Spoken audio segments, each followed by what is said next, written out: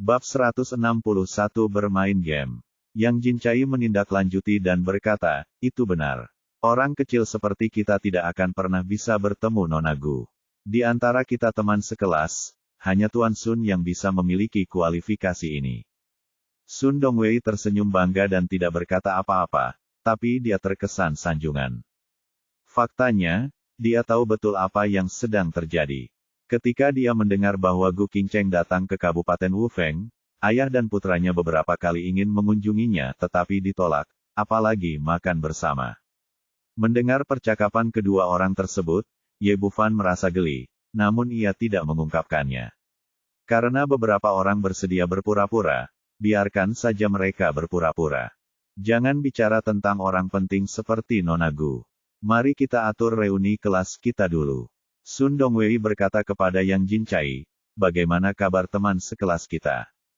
Hanya Zhang Linman yang tersisa. Semua orang sudah tiba, semuanya sudah siap. Sun Dongwei berkata, saya berbicara dengan Linman sebelum saya datang ke sini. Dia berkata bahwa ada banyak tamu hari ini dan dia akan sibuk untuk sementara waktu. Dia akan datang nanti. Yang Jincai berkata, tentu saja, Zhang Linman ada di sini sekarang. Manajer besar sedang berhubungan dengan orang-orang besar, jadi dia pasti sibuk. Petik 2. Sun Dongwei berkata, kita harus menunggu Linman sebentar, tetapi tidak ada gunanya duduk-duduk seperti ini. Bagaimana kalau kita bermain game? Yang Jincai segera bekerja sama. Berkata, oke, saya ingin tahu game apa yang ingin dimainkan Tuan Sun. Ada game yang sangat populer di pesta sekarang. Semua orang mengeluarkan ponselnya, berbicara tentang alat transportasi mereka, dan kemudian menebak di mana pihak lain berada. Apa yang harus dilakukan? Sun Dongwei berkata, kami teman sekelas sudah lama tidak bertemu, dan permainan ini tepat.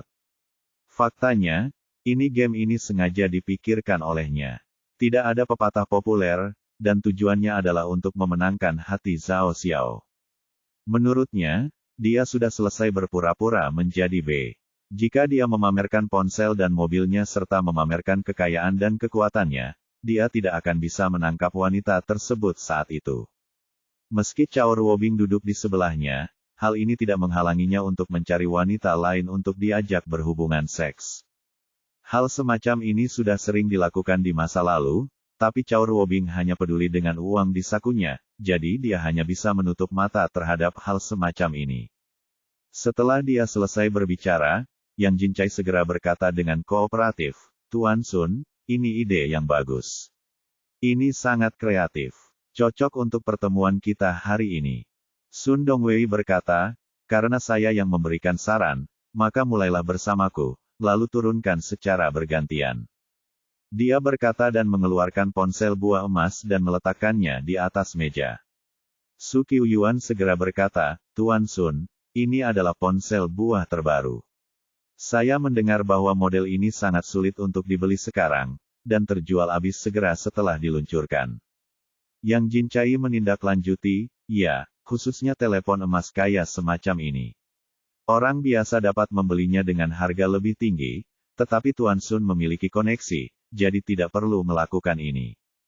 Su Qiuyun berkata kepada teman sekelas wanita di sebelahnya, Du Juan, kamu menjual ponsel di mal digital, jadi Anda pasti tahu banyak tentang ponsel. Berapa harga ponsel Tuan Sun? Du Juan mengambil ponsel itu dan melihatnya dan berkata, ini ponsel buah terbaru, dan itu yang konfigurasinya paling tinggi. Ditambah harga untuk warnanya, minimal $1. Master Sun adalah Master Sun. Beli ponsel saja sudah cukup untuk gaji setengah tahun. Semua orang melihat ponsel di atas meja dengan rasa iri di mata mereka.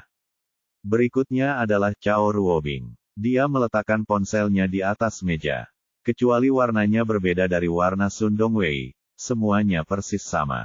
Dia bangga dengan itu. Berkata, ini diberikan kepada saya oleh Dongwei, dan itu adalah model pasangan dengan teleponnya.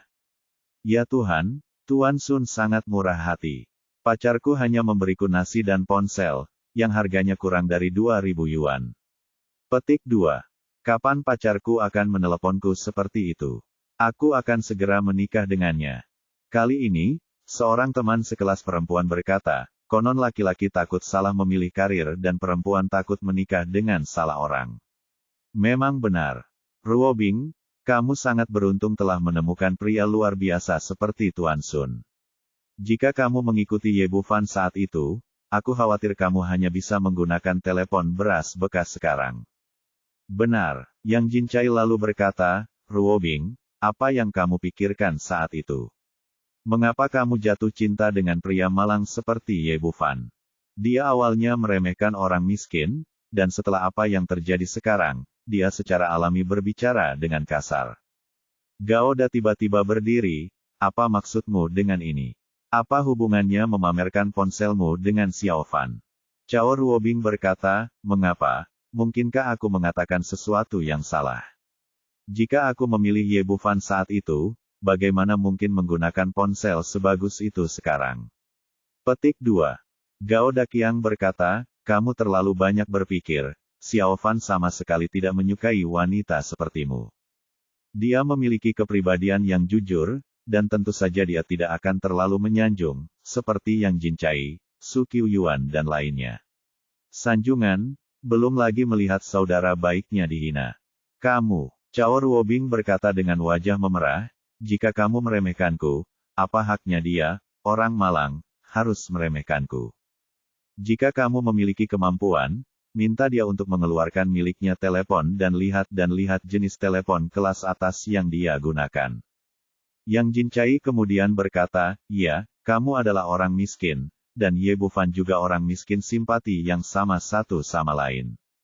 Kalian punya kemampuan untuk mengeluarkan ponsel kalian dan memukul wajahku dengan keras. Katanya, dia menamparkan ponselnya di atas meja.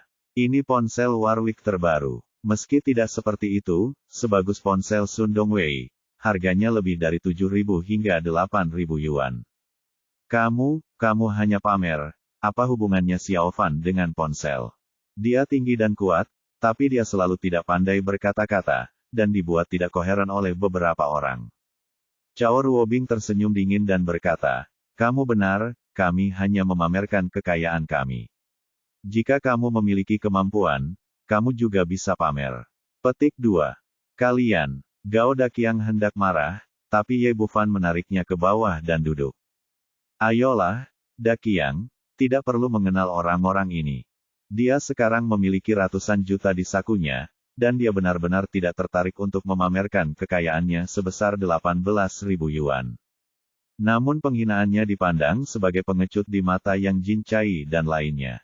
Cao Ruobing berkata dengan sinis lagi, kamu tidak tahu hal yang sama seperti kami.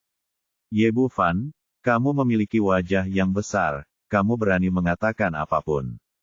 Jika kamu memiliki kemampuan, mari kita lihat ponselmu. Berkata, ya, Ye Bufan, apa gunanya merasa malu? Wajar jika orang miskin sepertimu menggunakan telepon beras yang bernilai beberapa ratus dolar orang kaya seperti kita. Su Qiuyuan berkata sambil tersenyum, saya rasa dia bahkan tidak bisa melakukan itu. Kami bahkan tidak punya telepon beras, mungkin itu masih telepon bank-bank lama. Teman sekelas, tidak perlu bicara seperti ini. Sun Dongwei menghentikan beberapa orang, lalu berkata sambil tersenyum, tapi kita sudah setuju. Sudah waktunya mengeluarkan ponselmu dan melihatnya. Kamu pergi terlalu jauh, Gao Daqiang berkata dengan marah. Xiao Fan, ayo pergi. Menurutnya, saudara baiknya pasti akan mengeluarkan ponselnya lagi. Ditertawakan oleh orang-orang ini. Jangan pergi, aku hanya memeriksa ponselku. Jika kamu mau, periksa saja. Ye Bufan menarik Gao Daqiang untuk duduk lagi, lalu mengeluarkan ponselnya dan meletakkannya di atas meja. Bab 162, Berjuang Demi Kekayaan. Tampilan ponsel yang mewah dan elegan langsung menarik perhatian banyak orang. Cao Ruobing terkejut pada awalnya. Dia tidak menyangka Ye Bufan memiliki ponsel sebagus itu. Namun kemudian ia mengetahui bahwa ponsel tersebut bukanlah buah yang populer di pasaran maupun Warwick yang terkenal, bahkan ia sama sekali tidak mengenali logo ponsel tersebut. Lalu dia tertawa sinis, ha. Entah kenapa aku tidak mau mengeluarkan ponselku untuk ditunjukkan kepada semua orang. Ternyata aku hanya menggunakan yang bermerek. Kelihatannya bagus, tapi sekarang ini adalah peniru. Teknologi produk ini benar-benar menjadi lebih baik dan lebih baik, tapi sayangnya itu tidak berharga sama sekali. Yang Jincai mengangkat telepon dan melambaikannya satu persatu di depan teman-teman sekelasnya dan berkata sambil tersenyum, pernahkah Anda melihat ponsel merek ini? Di antara orang-orang yang hadir, kebanyakan dari mereka adalah masyarakat awam yang hidup di lapisan bawah, tidak banyak yang pernah mendengar tentang merek ini. Semua orang menggelengkan kepala. Yang Jincai menjadi semakin bangga, dan akhirnya mengirim telepon ke Du Juan, tunjukkan pada Ye Bufan betapa berharganya telepon ini, dan lihat apakah itu dapat dibandingkan dengan tombol Tuan Sun. Setelah dia membuat keributan seperti itu, semua siswa yang hadir memiliki wajah mengejek, hanya Du Juan yang terlihat serius. Dia mengulurkan tangan untuk mengambil telepon, membacanya dengan cermat dari awal sampai akhir, dan kemudian berkata dengan penuh semangat, ini adalah model ponsel retail baru tahun ini, dengan harga terpadu secara nasional. Apakah Anda mendengarnya? Jenis apa ponsel rusak ini? Bagaimana harga jualnya dibandingkan dengan buah terbaru Tuan Sun?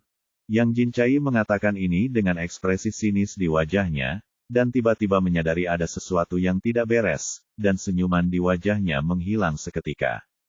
Du Juan, apa katamu? Berapa harga ponsel ini? Ekspresi semua orang juga berubah. Tidak ada yang menyangka bahwa harga Du Juan begitu tinggi, lebih dari 300.000 puluhan kali lebih mahal. Lalu semua orang menggelengkan kepala lagi, bagaimana mereka bisa memiliki ponsel semahal itu?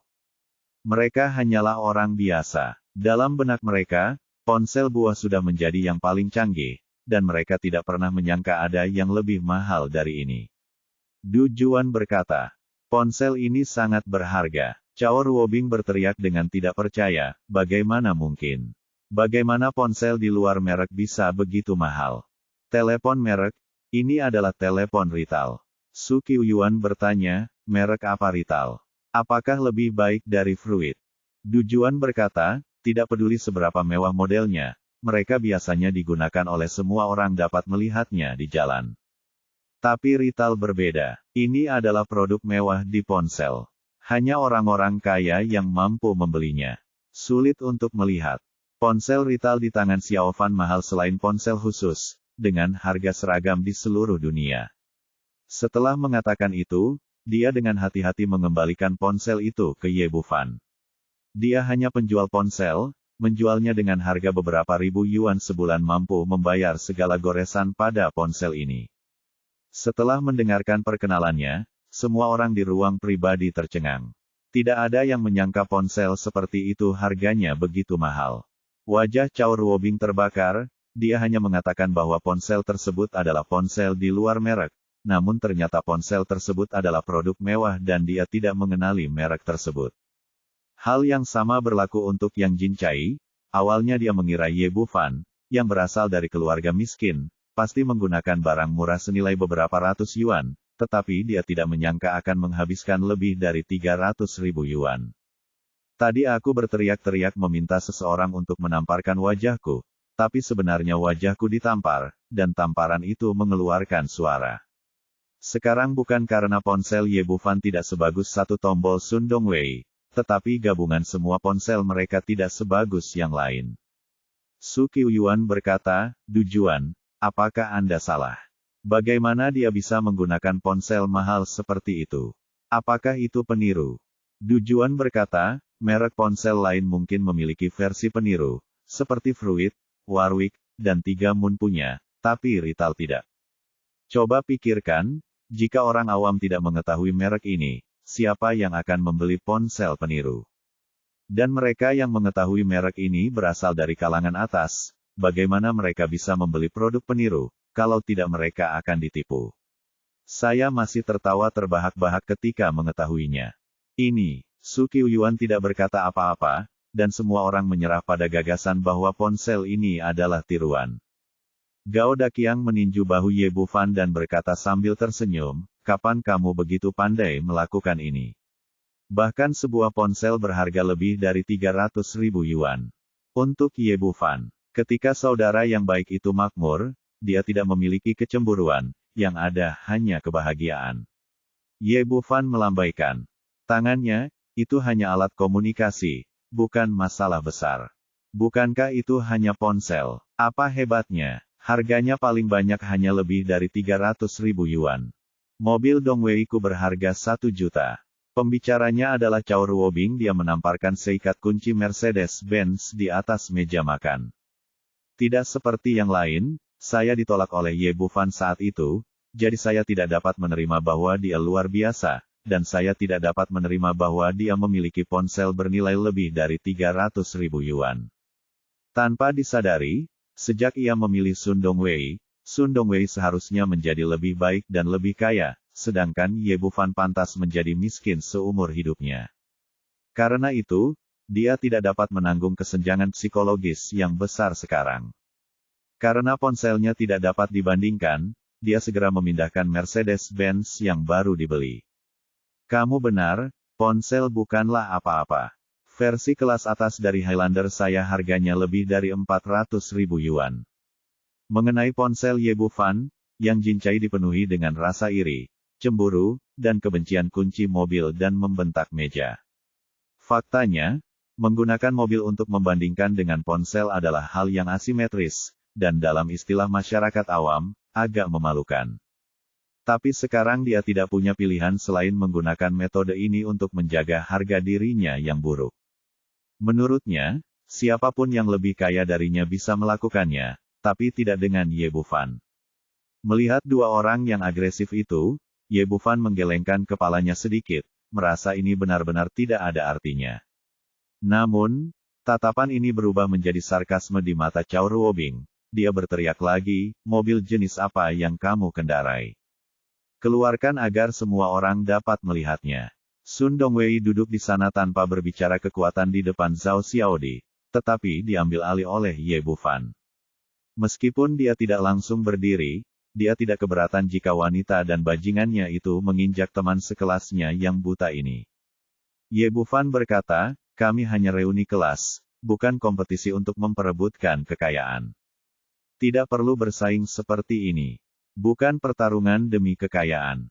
Saya pikir Anda tidak memiliki kekayaan untuk diperjuangkan. Berkata, awalnya kamu bagaimana orang miskin bisa punya mobil? Gao Daqiang berteriak, apa salahnya tidak punya mobil? Kita semua teman sekelas, tidak perlu terlalu sombong. Yang Jincai berkata dengan wajah sinis, Gao Daqiang, orang miskin sepertimu dan Ye Bufan dilahirkan untuk menjadi miskin bisa membawakan mobil, aku akan memanggilmu ayah hari ini. Dia mengatakan ini dengan percaya diri, karena dia melihat Ye Bufan masuk saat Gao Daqiang sedang mengendarai mobil listrik. Bab 163, wajah apa yang kamu miliki? Kamu. Gao Daqiang tersipu karena marah. Ye Bufan menepuk pundaknya dan berkata, Daqiang, kami para ayah tidak perlu marah pada putra kami. Ekspresi Yang Jincai berubah dan dia berkata dengan marah, Ye Bufan, kamu apa maksudmu dengan ini? Apakah kamu memanfaatkanku?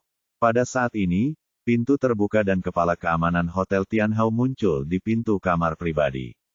Setelah mengamati sekeliling dan melihat Ye Bufan, dia segera datang dengan ekspresi tersanjung di wajahnya, Tuan Ye, maafkan aku. Aku hanya lupa menanyakan di kamar mana kamu berada. Kuncinya terlambat dikirimkan kepadamu. Setelah mengatakan ini, dia dengan hormat meletakkan kunci mobil di depan Ye Bufan. Ketika dia melihat kunci mobil, Gao Daqiang segera menjadi bersemangat, meraihnya di tangannya dan berteriak, Yang Jincai, kamu tahu, Xiao Fan punya mobil. Kamu meremehkan orang lain, bukankah sudah waktunya memanggilku ayah? Petik 2. Ini, wajah Yang Jincai penuh rasa malu dan kaget. Dia tidak menyangka Ye Bufan benar-benar mengemudi ke sini. Alasan mengapa dia masuk adalah karena kepala keamanan membantunya memarkir mobil. Tapi dia tidak tahu mengapa penjaga keamanan hotel membantu Ye Bufan memarkir mobilnya. Dia tidak pernah menikmati perlakuan seperti ini setelah datang ke sini berkali-kali. Melihatnya dengan rasa malu, Cao Ruobing berkata, apa hebatnya kunci mobil, seperti 7 tangan Kiki, 8 tangan BYDF-0, mobil jenis ini tidak bisa dianggap sebagai mobil sama sekali. Yang Jincai menindaklanjuti dan berkata, "Ya, saya tidak berharap mobil Anda sebagus Highlander saya atau Mercedes-Benz S-Class milik Tuan Sun, tapi harganya setidaknya harus 200.000 yuan." Setelah mendengar perkataan kedua pria itu, "Ayolah," dia mencibir, "apa yang kamu bicarakan? Apakah kamu benar-benar bodoh? Tuan Ye mengendarai Range Rover kelas atas, dan itu masih baru. Belum lagi Highlander, bahkan Mercedes-Benz S-Class tidak bisa dibandingkan." Semua orang terdiam saat ini. Mereka awalnya berpikir bahwa meskipun Ye Bufan punya mobil, itu tidak akan menjadi mobil yang bagus, tapi mereka tidak menyangka bahwa itu adalah Range Rover, yang langsung melumat Highlander dan Mercedes-Benz S-Class. Sun Dongwei tampak murung. Dia menghabiskan uangnya sendiri untuk mengadakan reuni kelas ini hanya untuk menjadi pusat perhatian, memamerkan keunggulannya dan berpura-pura menjadi B. Tapi sejak masuk, semua pusat perhatian telah dicuri oleh Ye Bufan, dan itu tidak ada hubungannya dengan dia. Wajah Cao Ruobing dipenuhi keengganan. Dia ingin membuktikan bahwa pria yang dipilihnya lebih baik dari Ye Bufan. Kenapa begitu sulit? Orang yang menggunakan ponsel berharga lebih dari 300.000 rital, dan sekarang mereka memiliki Range Rover versi kelas atas. Kapan anak malang itu menjadi orang kaya? Hal yang paling memalukan adalah Yang Jincai. Saat ini, wajahnya yang gemuk telah berubah warna menjadi hati babi. Dia ingin menamparkan mulutnya sendiri sekarang. Satu-satunya yang bahagia adalah Gao Daqiang. Semakin sejahtera saudara baiknya, semakin bahagia dia, namun dia tetap harus melunasi rekeningnya. Dia mengulurkan tangannya yang besar seperti kipas daun ketail dan meraih bahu Yang Jincai. "Yang, Xiaofan telah mengeluarkan mobilnya sekarang. Giliranmu untuk memenuhi janjimu." Saat tumbuh dewasa, dia dan Ye Bufan selalu tertarik dengan ini kawan. Dia diintimidasi dan diejek, dan sekarang dia akhirnya memiliki kesempatan untuk membalas dendam. Jadi dia tentu saja tidak akan membiarkannya begitu saja. Yang Jincai merasakan sakit yang menusuk di bahunya dan berteriak dengan cepat, "Gao Daqiang, cepat lepaskan aku, jangan pergi terlalu jauh." Gao Daqiang tersenyum dan berkata, "Apakah ini terlalu berlebihan? Kamu baru saja mengatakan ingin meneleponku ayah, bagaimana kamu bisa menyalahkanku?" "Siapa?" Sun Dongwei berkata dengan wajah muram, "Oke. Kita semua adalah teman sekelas, tidak perlu menganggapnya terlalu serius, beri aku wajah dan lupakan saja." Ye Bufan tersenyum dengan dingin, "Memberimu muka. Apa gunanya menyelamatkan muka? Jelas sekali bahwa orang ini satu grup dengan Yang Jincai. Tadi dia mencoba menginjakku, tapi sekarang dia ingin kehilangan muka. Ada begitu banyak hal baik di dunia." Gao Daqiang memiliki kepribadian yang jujur dan selalu menjadi master yang tidak takut pada apapun. Dia juga tidak menganggap serius Sun Dongwei dan meningkatkan kekuatan tangannya, berteriak atau tidak. Wajah Sun Dongwei menjadi semakin suram, tapi tidak ada yang bisa dia lakukan. Dari segi kebugaran fisik, dia kurus seperti orang barbar. Dia bahkan tidak sebaik Yang Jincai, apalagi lawannya yang tinggi dan kuat. "Ah!" teriak. Aku berteriak. Yang Jincai telah dimanjakan sejak dia masih kecil dan tidak mampu menanggung kesulitan apapun. Saat ini, dia dengan cepat berteriak, "Ayah, ayah sayang, kalian berdua ayahku, tolong biarkan aku pergi secepatnya."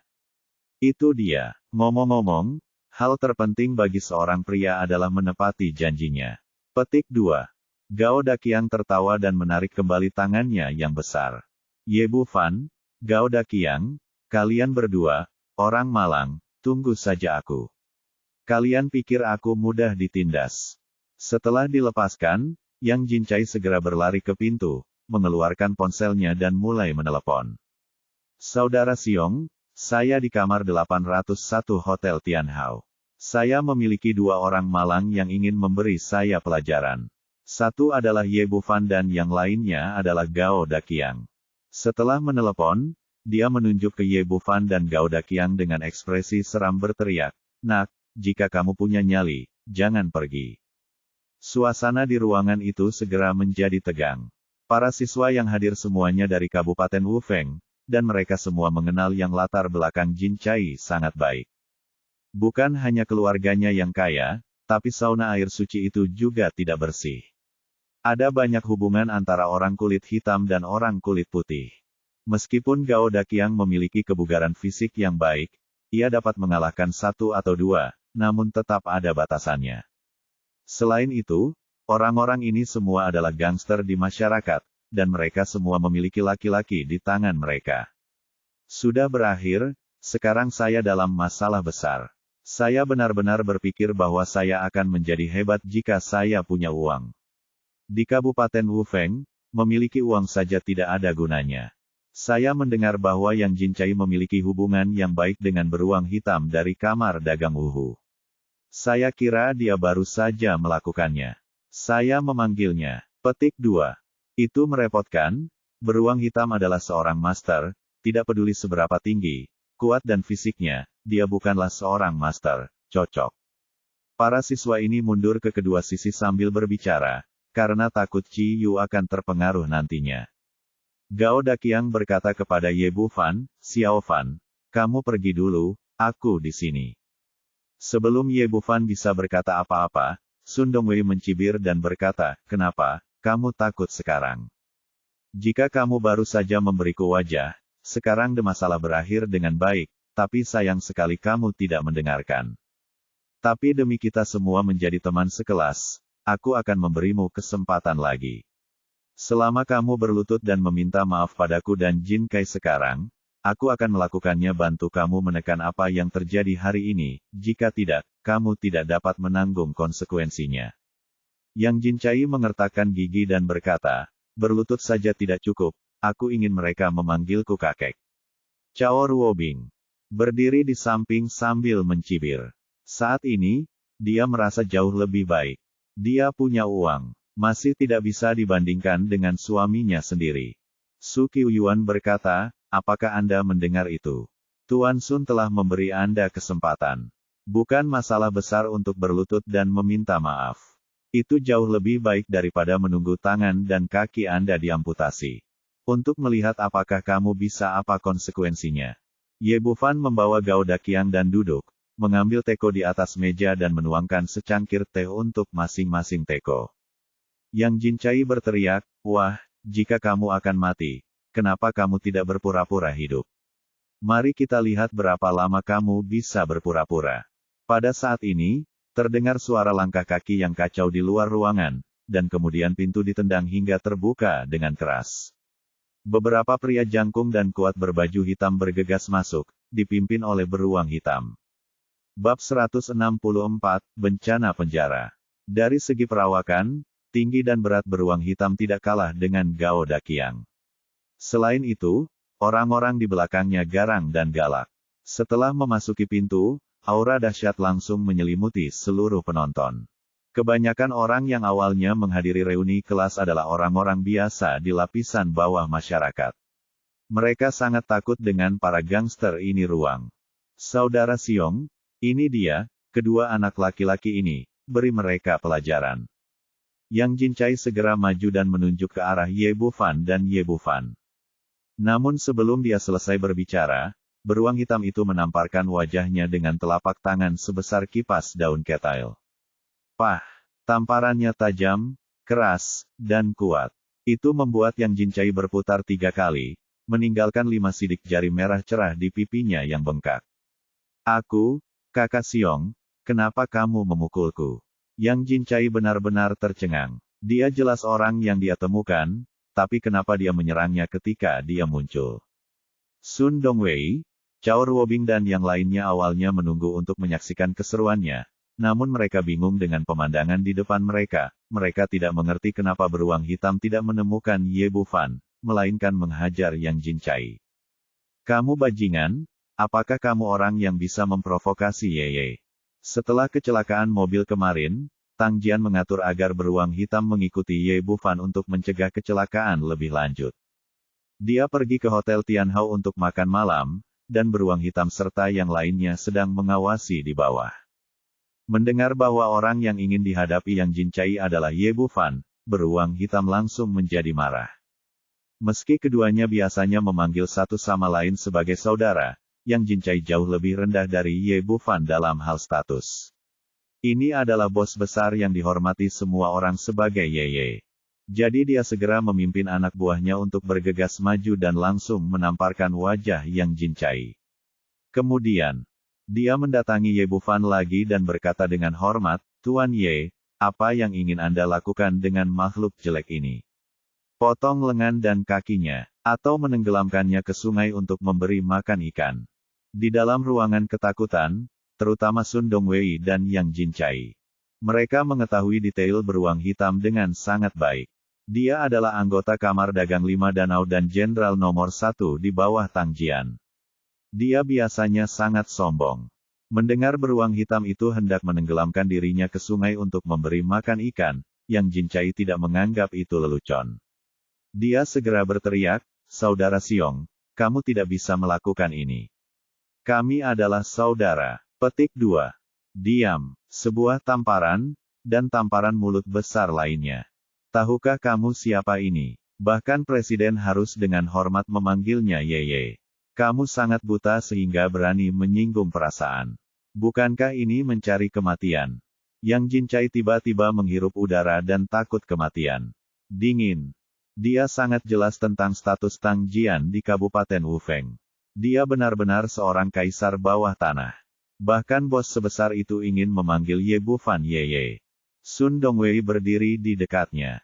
Meskipun ayah dan putranya memiliki status tertentu di Kamar Dagang 5 Danau, mereka tetap tidak berani mengatakan apapun di depan orang-orang di Kamar Dagang 5 Danau. Ada keheningan di ruangan itu, dan mata semua orang terfokus pada Ye Bufan, menunggunya berurusan dengan Yang Jincai. Setelah hening beberapa saat, Ye Bufan melambaikan tangannya dan berkata, "Lupakan saja, kita tidak perlu melakukan apapun, seseorang akan segera membawanya ke penjara." Dia dapat melihat dengan jelas bahwa pada saat ini, Yang Jincai benar-benar jatuh cinta oleh udara hitam di atas kepalanya. Tertutup, penjara tidak bisa dihindari. Yang Jincai menghela nafas lega, selama beruang hitam tidak melakukan apapun padanya. Dia sama sekali tidak menerima gagasan Ye Bufan untuk masuk penjara, mengira itu semua omong kosong dan pembicaraan yang mengkhawatirkan. "Selain menjadi najis di sauna, saya tidak melakukan tindakan ilegal apapun. Yang paling banyak saya lakukan adalah denda, tetapi saya tidak akan masuk penjara." Tetapi saat ini, pintu terbuka lagi, dan 3 polisi keamanan berseragam masuk dari luar. Pria parubaya di depan berteriak, "Siapa Yang Jincai?" Yang Jincai terkejut datang mencarinya. "Apa yang kamu lakukan? Apakah yang dikatakan Ye Bufan benar?" Tetapi ketika terjadi sesuatu, tidak ada cara untuk bersembunyi. Dia berkata, "Itu saya. Ada apa?" Pria parubaya itu melambaikan tangannya, dan 2 polisi keamanan di belakangnya segera melangkah maju dan memborgolnya tanpa mengucapkan sepatah kata pun, berdiri. Yang Jincai buru-buru berteriak, "Tidak, mengapa Anda menangkap saya? Pasti ada alasannya, kan? Direktur Anda dan saya adalah teman." Pria parubaya itu berkata, "Sauna air suci yang Anda jalankan terbakar 1 jam yang lalu dan membakarnya sampai mati. 3 wanita dan 2 pelacur. Sebagai badan hukum, Anda harus memikul tanggung jawab penuh. Jika tidak, siapa yang akan ditangkap?" Petik 2. Saya, Yang Jincai benar-benar terpana, berdiri di sana seperti patung.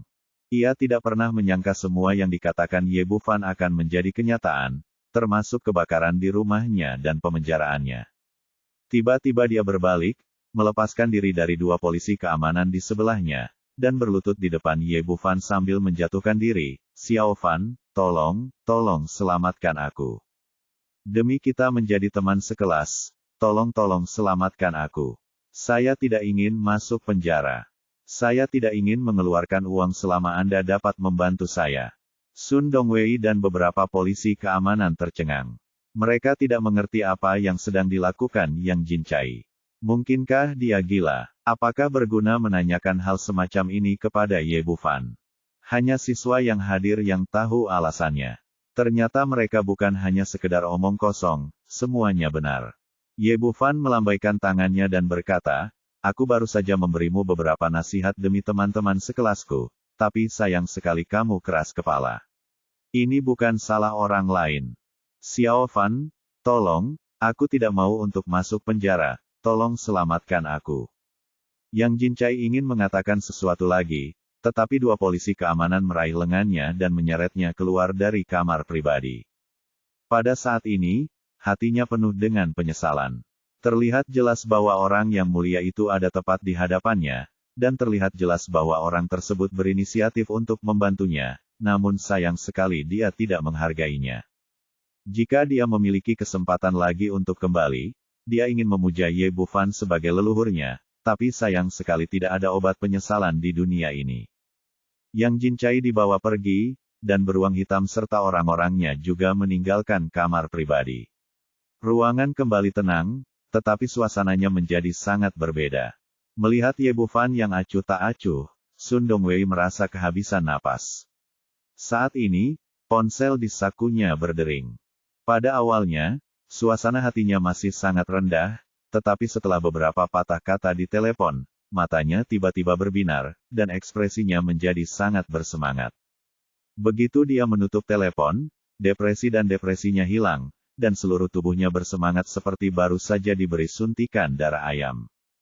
Cao Ruobing bertanya dengan penuh semangat, "Sayang, ada apa? Apakah ada sesuatu yang baik?" Dia juga sangat membutuhkan kabar baik untuk menenangkan hatinya yang terluka. Hal-hal baik, tentu saja ada hal-hal baik, dan itu adalah hal-hal baik yang sangat besar. Sun Dongwei meninggikan suaranya dan berkata, "Chen Haizu membuat marah Nona Gu dan dipecat dari posisi manajer umum, dan ayah saya akan segera mengambil alih tanggung jawab." Grup Pengceng. Sebagai orang dari Kabupaten Wufeng, semua orang tahu tentang Grup Pengceng. Cao Ruobing segera berkata dengan penuh semangat, "Bukankah keluarga Gu berada di balik Grup Pengceng? Mungkinkah ayahmu telah dikenali oleh keluarga Gu?" Sun Dongwei berkata dengan wajah bangga, "Tentu saja, siapa lagi yang memiliki kemampuan untuk berbisnis di Kabupaten Wufeng? Siapa yang bisa melampaui ayahku?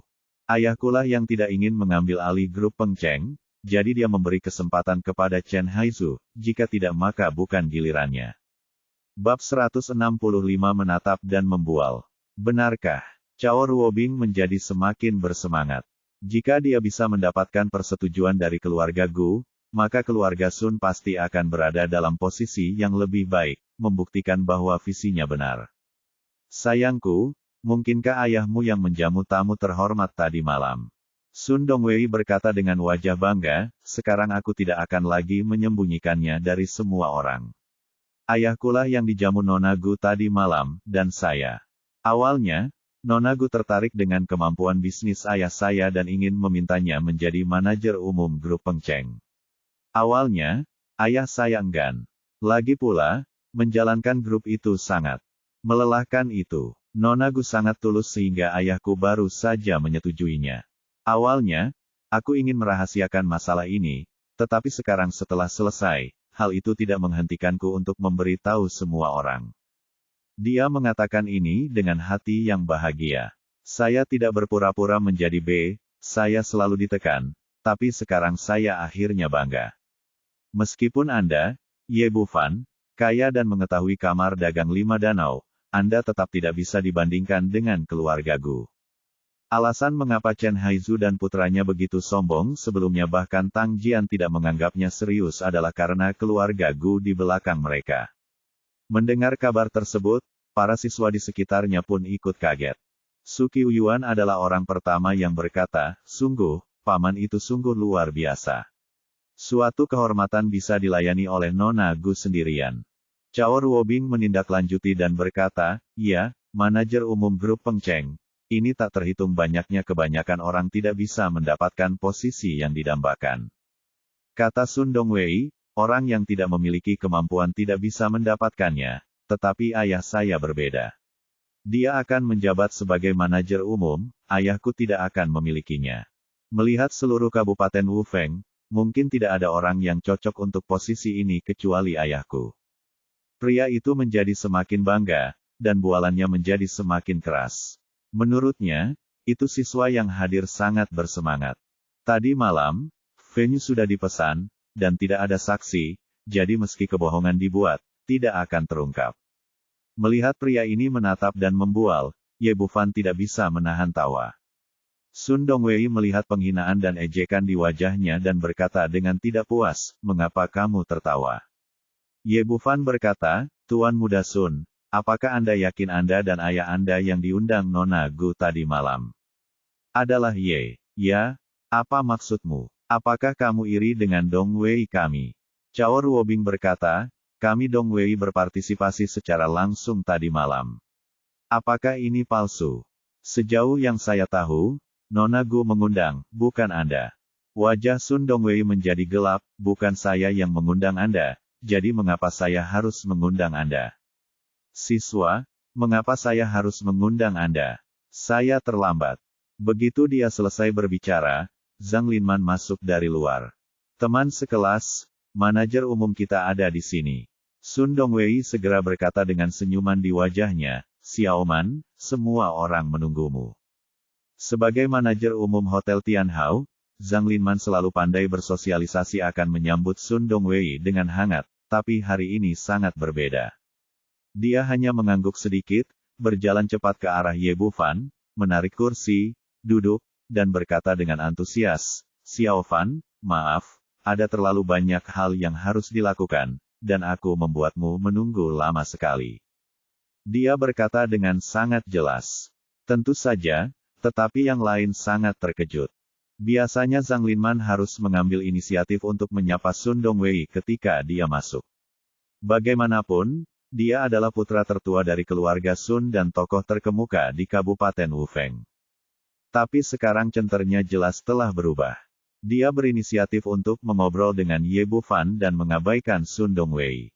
Dengan kata lain, status dua orang di hati Zhang Linman benar-benar berbeda, dan sekilas bisa dilihat siapa yang lebih tinggi dan siapa yang lebih rendah. Sun Dongwei berdiri di sana dengan ekspresi malu di wajahnya, yang membuatnya terkejut, dan dia tidak tahu harus berkata apa untuk beberapa saat. Ye Bufan berkata, "Tidak apa-apa, semua orang tahu kamu sibuk." Zhang Linman tersenyum dan berkata, "Itu benar, semua orang harus menyalahkanmu jika kamu ingin menyalahkannya. Siapa yang memintamu menyiapkan kamar pribadi kemarin dan mendorong semua orang tamu hotel pergi? Sampai hari ini, kalau tidak, saya tidak akan terlalu sibuk hari ini." Setelah mengatakan ini, semua orang bingung dan tidak tahu apa maksud Zhang Linman. Apa artinya kita mengadakan tempat pribadi kemarin? Bukankah Gu Qingcheng mengundang keluarga Sun dan putranya untuk memesan tempat tersebut? Apa hubungannya dengan Ye Bufan? Hati Sun Dongwei tiba-tiba naik, dia sedikit terbawa suasana sekarang, lupa bahwa ada juga Zhang Linman, manajer umum hotel, di antara teman-teman sekelasnya. Sebelum dia bisa memikirkan cara untuk memperbaiki situasi, Cao Ruobing sudah berkata, "Xiaoman, apa maksudmu dengan itu? Bukankah Dongwei kita yang memesan jamuan makan di sini kemarin?" Sun Dongwei ingin melepas kaus kakinya dan menutup mulut wanita itu, tapi jelas sudah terlambat. "Apa? Siapa yang mengundang Sun Dongwei ke jamuan makan?" Zhang Linman tampak bingung, tidak tahu apa yang dia bicarakan. Cao Ruobing berkata, "Nona Gu Qingcheng memesan seluruh restoran Tianhao kemarin, bukankah Sun Dongwei dan ayahnya yang mengadakan perjamuan?" Hahaha, Zhang Linman tersenyum, "Ruobing, kamu benar-benar baik hanya bercanda, Xiao Fan lah yang mengadakan jamuan makan malam kemarin, yang tidak ada hubungannya dengan Dongwei dan ayahnya." Semua orang terkejut. Ye Bufan lah yang mengadakan jamuan makan di restoran untuk Nona Gu. Ini benar-benar tidak terduga. Itu melebihi ekspektasi semua orang.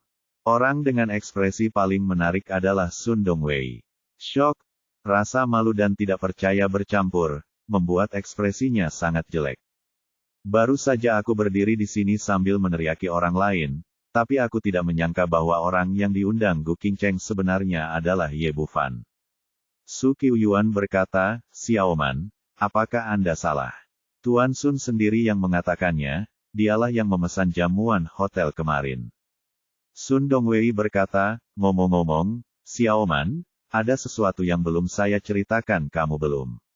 Baru saja ayah saya menelepon dan mengatakan bahwa dia telah ditunjuk sebagai manajer umum grup Pengcheng oleh Nona Gu."